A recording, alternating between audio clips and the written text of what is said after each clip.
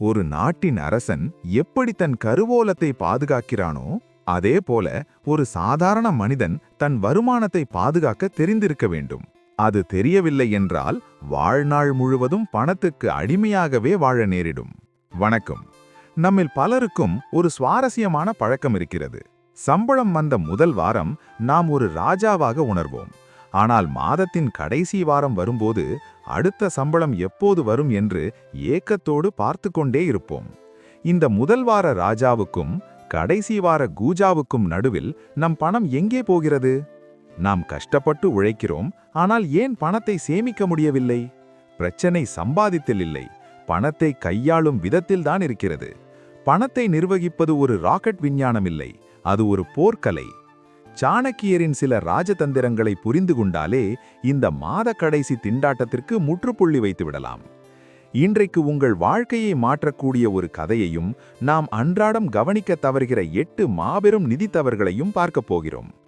இதை பார்ப்பதற்கு முன் இந்த சேனலை இப்போதுதான் முதல் முறையாக பார்க்கிறீர்கள் என்றால் உடனே கீழே உள்ள சப்ஸ்கிரைப் பட்டனை அழுத்தி பெல் ஐகானையும் கிளிக் செய்து கொள்ளுங்கள். ஏனென்றால் இது உங்கள் பொருளாதார சுதந்திரத்திற்கான வழிகாட்டி. சப்ஸ்கிரைப் செய்து விட்டீர்களா? வாருங்கள் வீடியோவுக்குள் போகலாம். ஒரு ஞானி திரண்டிருந்த மக்களுக்கு முன்னால் உணர்ச்சி வசப்பட்டு சொற்பொழிவாற்றிக் கொண்டிருந்தார். பணத்தின் பின்னால் ஓடாதீர்கள், அது ஒரு மாயைச் சேறு. இதில் சிக்கிக் கொண்டவர்கள் வாழ்நாள் முழுவதும் துக்கத்திலேயே இருப்பார்கள். அனைவரும் கரவொலி எழுப்பினர். ஆனால் அந்த ஞானி இந்த சொற்பொழிவை நடத்த பணம் வாங்குகிறார் என்பது அங்கிருந்த யாருக்கும் தெரியவில்லை.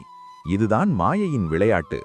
இந்த உலகில் மிக சிலருக்கே இந்த பணத்தின் ரகசியம் புரிகிறது. நண்பர்களே, இன்றைய காலகட்டத்தில் பணம் சம்பாதிப்பது அவ்வளவு கடினமல்ல. அதைவிட கடினமானது பணத்தை சேமித்து வைப்பது. சரஸ்வதியும் லக்ஷ்மியும் தான் பணத்தின் உண்மையான விதி. சரஸ்வதியின் படம் எப்போதும் அமர்ந்த நிலையில் இருக்கும். அறிவை அவ்வளவு எளிதில் பெற முடியாது, ஆனால் ஒருமுறை வந்துவிட்டால் அது நம்மை விட்டு போகாது. ஆனால் லக்ஷ்மியின் படம் நின்ற நிலையில் இருக்கும். அவளின் விதி என்னவென்றால் அவள் சீக்கிரம் வந்து விடுவாள், ஆனால் வந்த வேகத்திலேயே சென்று விடுவாள். ஒரு மனிதனுக்கு பணத்தை சரியாக கையாள தெரியவில்லை என்றால் லக்ஷ்மி மிக சீக்கிரமாகவே அந்த வீட்டை விட்டு வெளியேறி விடுகிறாள். எனவே நீங்கள் எவ்வளவு சம்பாதிக்கிறீர்கள் என்பது முக்கியமல்ல, எவ்வளவு சேமிக்கிறீர்கள் என்பதே முக்கியம். உங்கள் வீட்டில் பணம் சேர நீங்கள் உடனடியாக நிறுத்த வேண்டிய அந்த 8 தவறுகளை சாணக்கியனின் ராஜதந்திர பார்வையோடு இப்போது பார்ப்போம். முதல் தவறு: நான் தான் பெரிய ஆள். பிறருக்காக செய்யும் ஆடம்பர செலவுகள். நமது தேவைக்காக ஒரு பொருளை வாங்குவது வேறு, ஆனால் அடுத்தவர்களின் பார்வைக்காக நம்மை பணக்காரர்களாக காட்டிக்கொள்வதற்காக தகுதிக்கு மீறி ஒரு புதிய கார், பெரிய பைக் அல்லது விலையுயர்ந்த அலைபேசியை மால தவணையில் வாங்குவதுதான் நாம் செய்யும் மிகப்பெரிய தவறு. சாணக்கியர் கூறுகிறார், முட்டாள்கள் பிறரை ஈர்க்க தங்கள் பலத்தை வீணாக்குவார்கள். அறிவாளிகள் தங்கள் பலத்தை தங்களுக்குள் சேமிப்பார்கள். ஒரு கணம் யோசியுங்கள், இந்த பொருள் உண்மையிலேயே எனக்கு தேவையா, இல்லை அடுத்தவர்களிடம் நான் பெரிய ஆள் என்று காட்ட தேவையா? சமூக வலைதளங்களில் வரும் படங்களை பார்த்து ஈர்க்கப்பட்டு நமது நிதிநிலையை மறந்து செய்யும் செலவுகள் மன அமைதியை குலைத்து கடனை மட்டுமே பரிசலிக்கும். உங்கள் சுயமதிப்பு நீங்கள் வைத்திருக்கும் பொருட்களில் இல்லை, உங்கள் சாதனைகளிலும் மன அமைதியிலும் தான் இருக்கிறது என்பதை முதலில் உணருங்கள். இரண்டாவது தவறு: தள்ளுபடி, டிஸ்கவுண்ட். மாயாஜால விற்பனையின் மாயவலை. கடைகளில் கண்ணை பறிக்கும் 50% தள்ளுபடி, இப்போதே வாங்குங்கள் போன்ற விளம்பரங்களை பார்த்தவுடன் நமக்கு அது தேவையா இல்லையா என்று யோசிக்கிறதே இல்லை. விலை குறைவாக கிடைக்கிறது, அப்புறம் வாங்க முடியாது என்ற எண்ணத்தில் தேவையே இல்லாத ஒரு பொருளை வாங்கி வீட்டின் ஒரு மூலையில் போட்டுவிடுகிறோம். இது கார்ப்பரேட்டுகளின் மாயவலை. ஒரு சட்டை 2000 ரூபாய் என்று விளம்பரப்படுத்தி இப்போது 1000 ரூபாய் மட்டுமே என்று கூறினால் நீங்கள் 1000 ரூபாய் மிச்சப்படுத்தியதாக நினைக்கிறீர்கள். ஆனால் உண்மையில் நீங்கள் 1000 ரூபாய் செலவு செய்துள்ளீர்கள். ஒரு தள்ளுபடி உங்களுக்கு தேவையான பொருள் மீது இருந்தால் மட்டுமே அது தள்ளுபடி. மற்றபடி அது உங்கள் பணப்பையை காலி செய்யும் ஒரு தந்திரமே அன்றி வேறில்லை. தள்ளுபடிக்கு அடிமையாகாதீர்கள். மூன்றாவது தவறு: கடன் வாங்கும் பழக்கம், குறிப்பாக இஎம்ஐ முறை. 4 லட்சம் ரூபாய் மதிப்புள்ள ஒரு பொருளை மாதம் வெறும் 10,000 ரூபாய் கட்டினால் போதும் என்று சலுகைகள் வரும்போது அது மலிவாக தெரிகிறது. ஆனால் உண்மையில் நாம் அசல் தொகையோடு கண்ணுக்கு தெரியாத வட்டியையும் சேர்த்து அதிகமாக பணம் கட்டுகிறோம். கடன்பட்டார் நெஞ்சம் போல கலங்கினான் இலங்கை வேந்தன் என்ற பழமொழி கடன்படும் துயரத்தை உணர்த்துகிறது.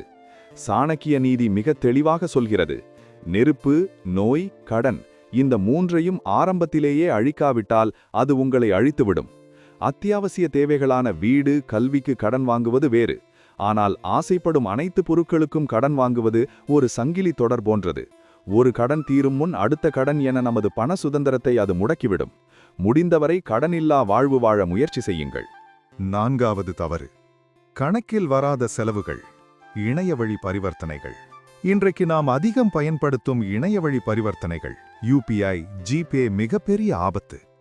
அலைபேசி மூலம் QR குறியீடுகளை ஸ்கேன் செய்து பணம் அனுப்பும் பொழுது நம் கையிலிருந்து பணம் போவதான உணர்வே நமக்கு கிடைப்பதில்லை. ஒரு பெரிய கப்பலை சின்ன ஓட்டை மூழ்கடிப்பது போல இந்த சின்ன சின்ன செலவுகள் தான் உங்கள் பேங்க் பேலன்ஸை காலி செய்கிறது. மாத கடைசியில் வங்கி கணக்கை பரிசோதிக்கும் போதுதான் இது பெரிய தொகையாக மாறியிருப்பதை உணர்வோம். ₹1 சேமிப்பு ₹1 வருவாய்க்கு சமம். முடிந்தவரை சின்ன சின்ன செலவுகளுக்கு ரொக்க பணத்தை பயன்படுத்தி பழகுங்கள். அப்போதுதான் பணத்தின் மதிப்பு புரியும். செலவுகளை ஒரு செயலியில் பதிவு செய்யுங்கள். 5வது தவறு, உணர்ச்சி வசப்பட்டு செலவு செய்வது.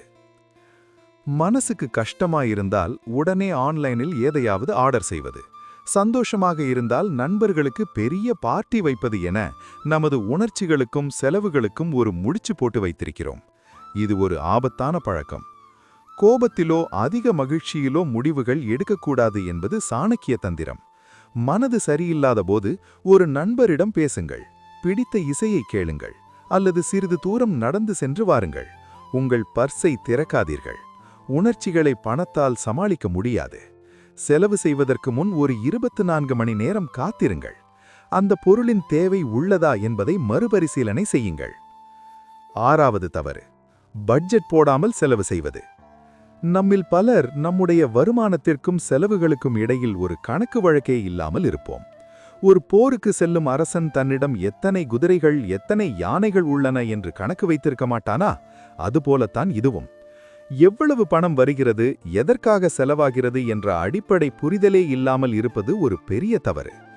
மாத கடைசியில் பணம் இருக்கிற வரைக்கும் செலவு பண்ணலாம் என்று நினைப்போம்.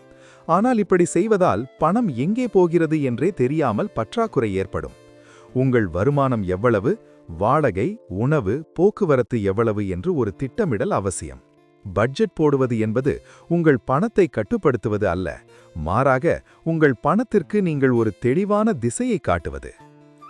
7வது தவறு, இதை இப்போவே வாங்க வேண்டும். உடனடி திருப்தியின் இழுப்பு. இன்றைய நுகர்வோர் உலகில் இது ஒரு பெரிய சவால். ஒரு விளம்பரத்தை பார்த்தாலோ அல்லது நண்பர் புதிய பொருள் ஒன்றை வாங்கினாலோ நாமும் அதை இப்போதே வாங்கிவிட வேண்டும் என்ற எண்ணம் தோன்றும். இந்த சலுகை மீண்டும் வராது என்று நம்மை தூண்டுவார்கள். இந்த அவசரத்தில் நாம் வாங்கும் பொருட்கள் பெரும்பாலும் தேவையில்லாதவையாகவோ அல்லது நமது நிதி நிலைமைக்கு மீறியவையாகவோ இருக்கும். உங்கள் பொறுமைதான் உங்கள் கவசம். ஒரு பொருளை வாங்க முடிவெடுப்பதற்கு முன் சில நாட்கள் காத்திருங்கள். அந்த பொருள் உங்களுக்கு அத்தியாவசியமா அல்லது வெறும் ஆசையா? ஒவ்வொரு பெரிய செலவிற்கும் ஒரு காத்திருப்பு காலத்தை நிர்ணயிப்பது உங்கள் பணத்தை சேமிக்க உதவும். 8வது தவறு, வருமானம் அதிகமாகும் போது செலவையும் அதே வேகத்தில் அதிகப்படுத்துவது. சம்பளம் ஏறியவுடன் இப்போது எனக்கு அதிகம் பணம் வருகிறது என்று எண்ணி புது அலைபேசி, பெரிய பைக், விலையுயர்ந்த உடை என்று நமது வாழ்க்கை தரம் தானாகவே ஏறிவிடும். ஆனால் சேமிப்பு மட்டும் அதே இடத்தில்தான் இருக்கும். இது ஒரு கன்னி வழி. இதை தவிர்க்க ஒரு எளிய வழி இருக்கிறது. சம்பளம் வந்த தேதியிலேயே ஒரு குறிப்பிட்ட தொகையை, உதாரணமாக 10% அல்லது 20% உங்கள் கண்ணுக்கு படாத வேறு ஒரு வங்கிக் கணக்குக்கோ அல்லது ஒரு பாதுகாப்பான முதலீட்டுக்கோ மாற்றிவிடுங்கள். மிச்சம் இருக்கிற பணத்தில செலவு செய்ய பழகுங்கள். இது உங்களை ஒரு நிதி ஒழுங்குக்குள் கொண்டு வரும். முதலில் சேமி, பிறகு செலவிடு என்ற விதி உங்கள் நிதி பயணத்தில் ஒரு பொன் விதியாக இருக்க வேண்டும். இந்த 8 தவறுகளை தாண்டி ஒரு மாபெரும் ராஜதந்திரியாக நீங்கள் மாற நீங்கள் கவனிக்க வேண்டிய இன்னும் 2 மிக முக்கியமான ரகசியங்கள் உள்ளன. 9வது விஷயம், அவசரகால நிதி இல்லாமை, எமர்ஜென்சி ஃபண்ட். போர் எப்போது வரும் என்று யாருக்கும் தெரியாது. அமைதி நிலவும் காலத்திலேயே ஆயுதங்களை தயார் செய்து வைப்பவன்தான் சிறந்த அரசன். அதேபோல உங்கள் வீட்டில் மருத்துவ செலவோ வேலை இழப்போ எப்போது வரும் என்று தெரியாது.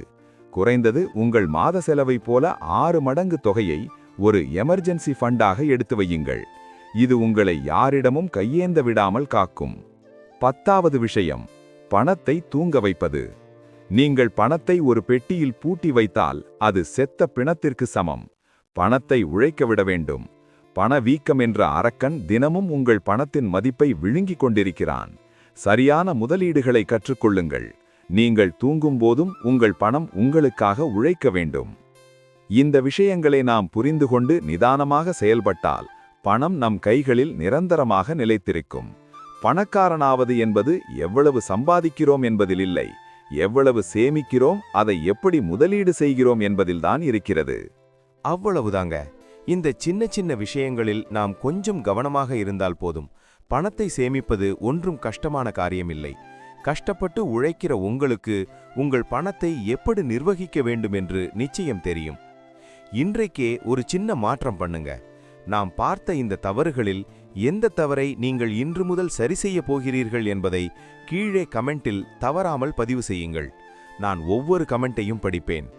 சின்ன சின்னதா நீங்கள் சேமிக்கிற ஒவ்வொரு ரூபாயும் நாளைக்கு உங்கள் பெரிய கனவுகளை நிறைவேற்ற நிச்சயம் உதவும். இந்த காணொளி உங்களுக்கு பயனுள்ளதாக இருந்திருக்கும் என்று முழுமையாக நம்புகிறேன். வீடியோ பிடித்திருந்தால் ஒரு லைக் தட்டிவிட்டு மாத கடைசியில் பணமில்லாமல் கஷ்டப்படும் உங்கள் நண்பர்கள் மற்றும் உறவினர்களுக்கும் இதை வாட்ஸ்ஆப்பில் ஷேர் செய்யுங்கள். இதுபோல வாழ்க்கையை மாற்றும் பல முக்கியமான வீடியோக்களை காண நமது சேனலை மறக்காமல் சப்ஸ்கிரைப் செய்து பக்கத்தில்